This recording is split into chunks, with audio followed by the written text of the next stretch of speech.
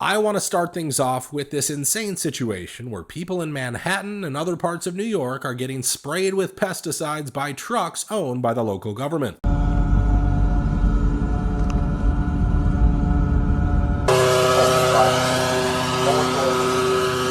Now, this is certainly not a new practice in New York, but people are freaking out because it's happening at a time when thousands of people are getting sick and quarantined in China because of the chikungunya virus, which spreads through mosquitoes.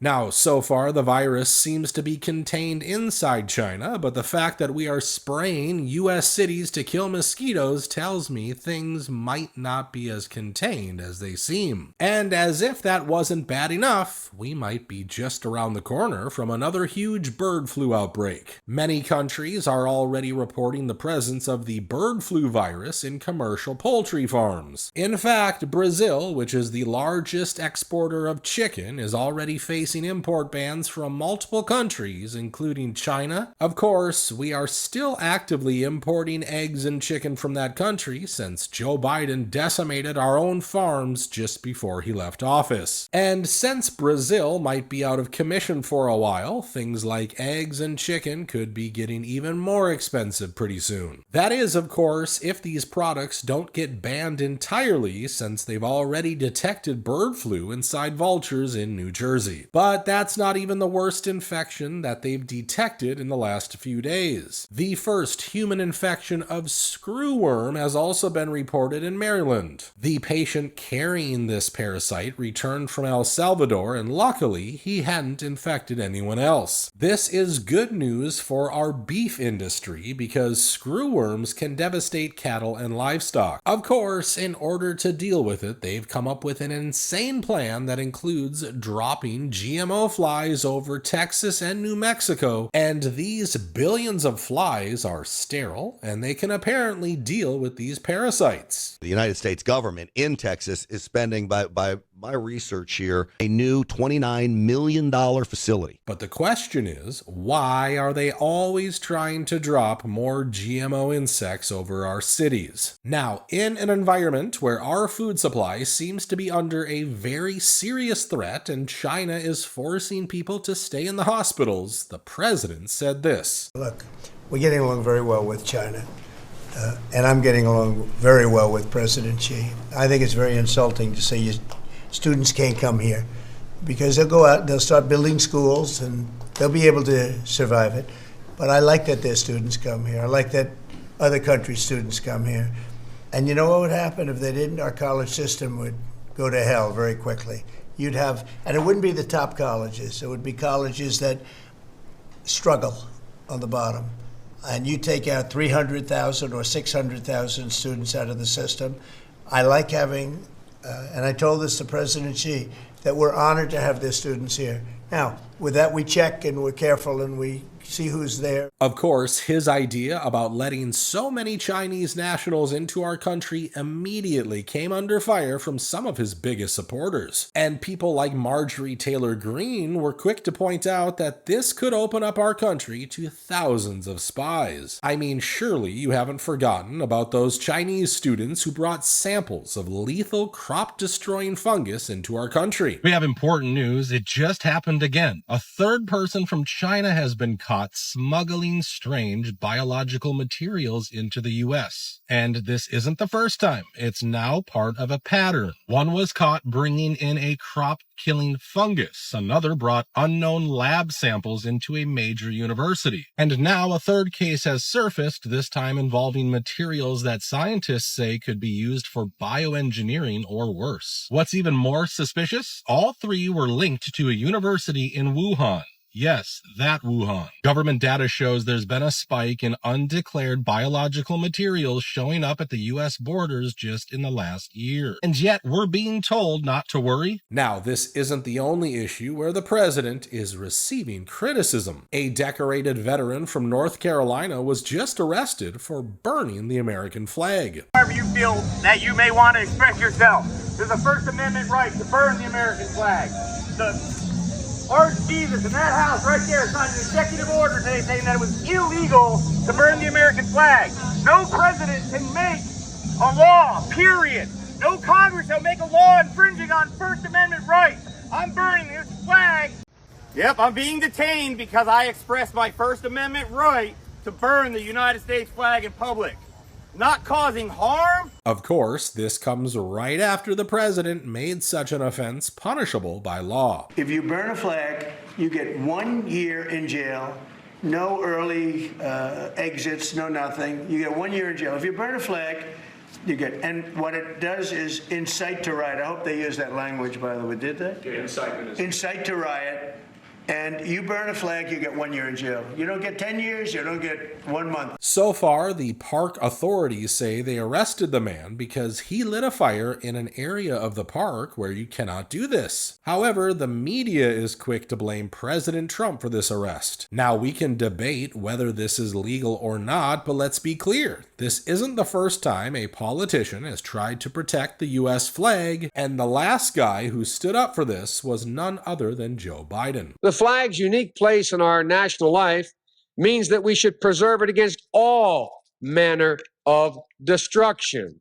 A statute making it unlawful to burn, mutilate, or trample upon any flag of the United States, period. But of course, the legacy media is acting as if Donald Trump has done something unheard of. Another thing the legacy media has been reporting nonstop is the bruise on the president's hand. Now, let me remind you once again, this kind of bruise is usually pretty common in older people, and don't forget, the president is 79 years old. Of course, the media is hell-bent on telling people that Donald Trump might not be as healthy as he seems. However, what they're not telling you is just how the president has indicated his wish to end the deep state. In a picture that has gone viral, you can see him standing there with J.D. Vance and Alejandro Mayorkas, and all three of them aren't wearing any ties. A lot of people were quick to point out how this is a signal for cutting ties with certain people, and in this case, it might be the deep state. You see, I'm starting to think there is way more to all these National Guard deployments than what meets the eye. Surely you know that the feds raided John Bolton's home right after the National Guard deployment.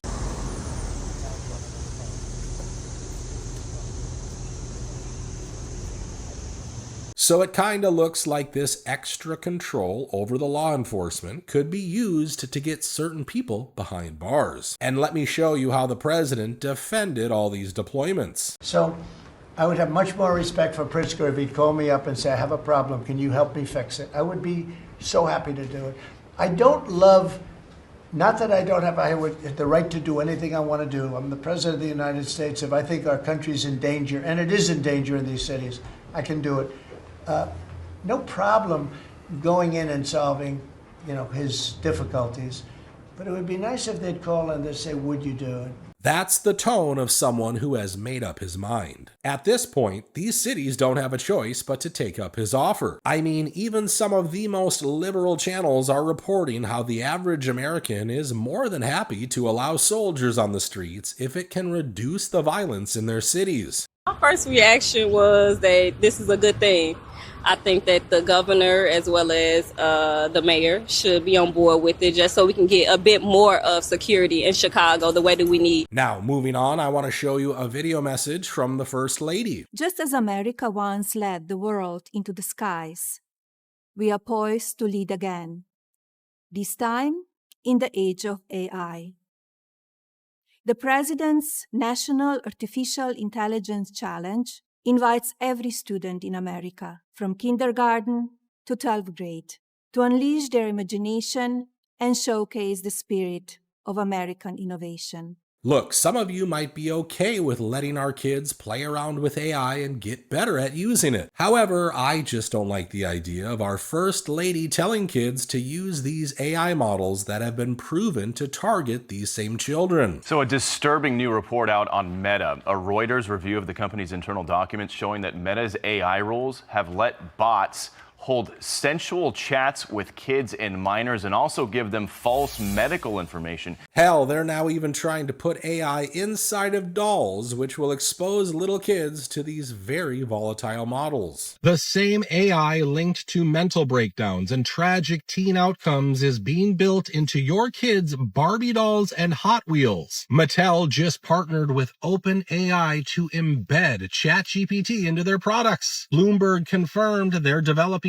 AI-powered Magic 8 balls, digital friends, and even talking Uno games. One exec said this will reimagine the future of play. But Stanford researchers already warned AI companions aren't safe for anyone under 18. These bots fake empathy, simulate friendship, and build emotional bonds, and they don't always follow the rules. There are already heartbreaking stories of young people getting deeply attached to chatbots and losing touch with reality. And now these same systems are being packaged as toys made to sound helpful, playful, and fun. But let's be honest, this isn't about fun.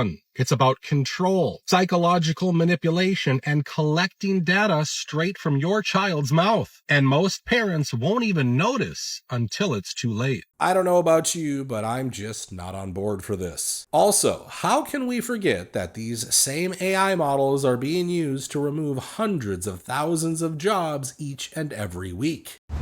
Guys, I kept wondering what my Walmart was building because they have like some weird stuff and now they have signs up. Check this out. Who needs a delivery person when they're gonna have a little airplane thingy-majiggy flying your stuff to your house? Look at that. There he is. Holy cow. Salt and pepper pistachios on the way.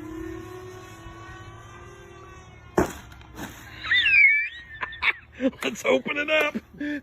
I already told you that they were going to replace human drivers with AI drones and AI-controlled delivery trucks, but even I didn't think this would happen so soon. And while we are talking about these tech companies exploiting us for profits, let me just show you how RFK Jr. exposed them somewhat accidentally. Another historic agreement with personal health records. The 60 biggest tech companies in our country have all agreed to allow Americans for the first time access to their personal data, which they own, which these companies have been monetizing without permission. You're going to be able to see by next year all of your health records on your cell phone. It's going to save lives. It is going to fuel an infusion of technology into that space where people can access those records. They can compare their diet to what they personally need. And we'll have personalized medicine. So you're telling us that dozens of tech companies have our health data and they've been selling it without informing us? How in the world is that okay? And sure, we would love to get our hands on our digital health records, but this proves why allowing gadgets to track our health could be a horrible idea. Of course, I want to know what you think about all of this. Do you think all these armed troops are being sent into these megacities to clean up the deep state swamp? Let me know your thoughts in the comments down below. Thank you for watching and have yourself a wonderful day.